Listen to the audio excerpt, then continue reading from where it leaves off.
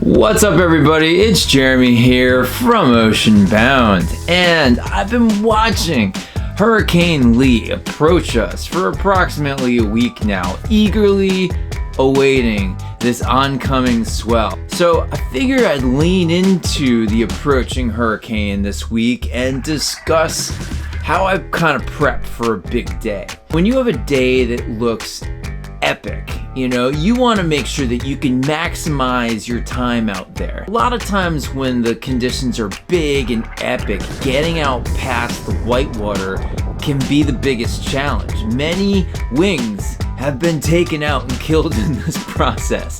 So once I tend to get out, I stay on the other side of these whitewater walls, until my hands and arms are just cramping and it's no longer safe to be ripping out there.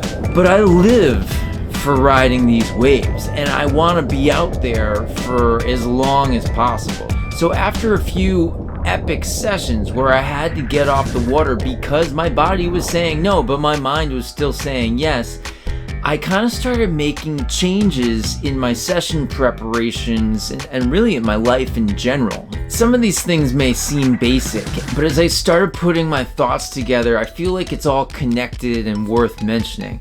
And these are things that I've consciously, made an effort to do in the past year because I want to have better sessions. Call it a ritual, call it, setting intentions, call it silliness, you can call it whatever you want. But the point is, it's not just about the gear that you have, it's about all of these little things in your life that add up to make you have a good session. So I'll start with gear. I like to check my gear a day or so out and inspect, what I'm planning on using. I look for small tears or holes in my wings. I check my leashes. I look at my foils. I'll sand down any nicks or scratches. Inspect my board for maybe any new cracks. I check my GoPro mounts. I check my GoPros. I make sure that their batteries are charged, that there's space on the memory cards. I check to make sure that they're in the right mode.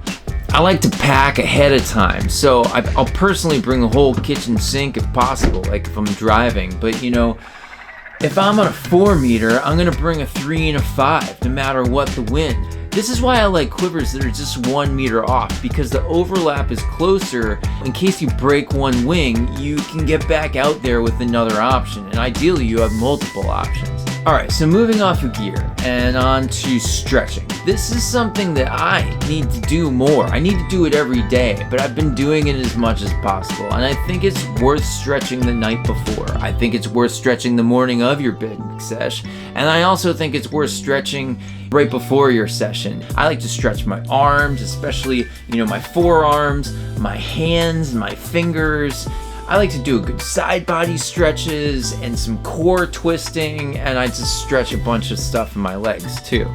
The next thing I think is kind of worth mentioning is sleep.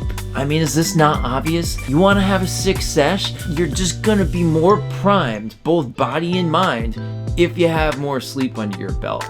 Alright, so moving on, nutrition.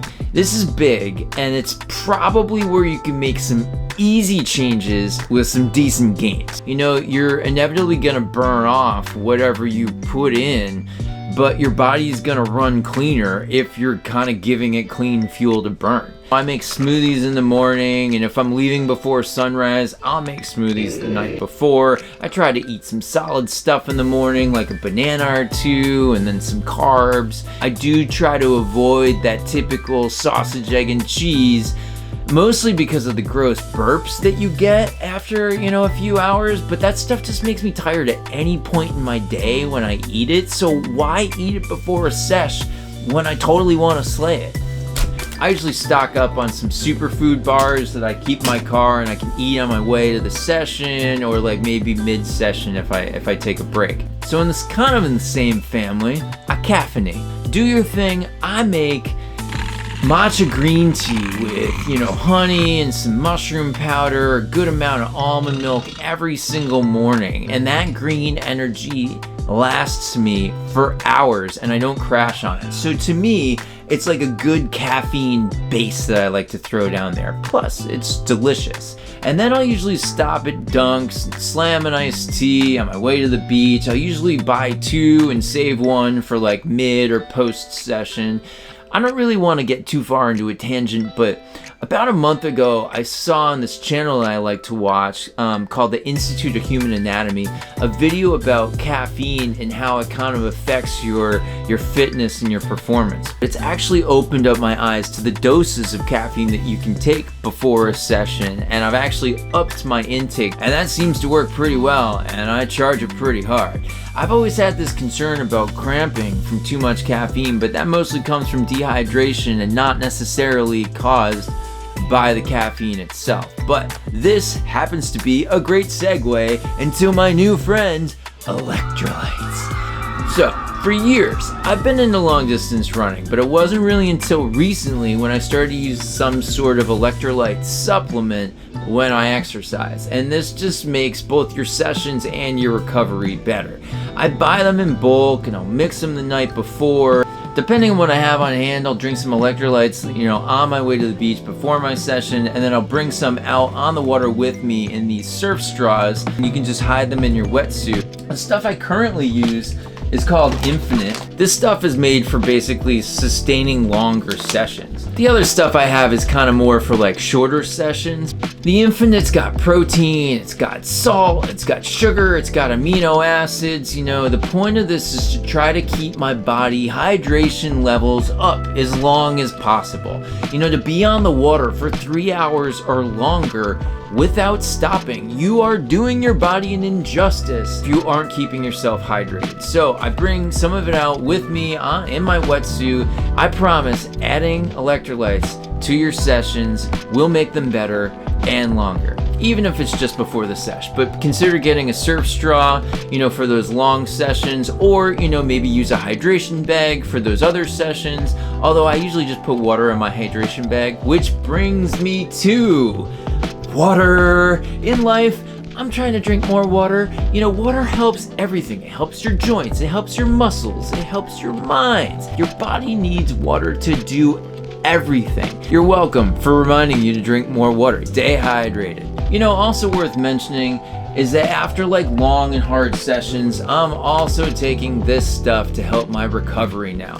Sometimes, good sessions come in twos, so I use this Infinite stuff, and, I try to bring that with me pre-mixed with almond milk. If I don't bring it with me, I'll drink it when I get home, and it definitely helps your recovery. Kind of a cheesy segue, alcohol.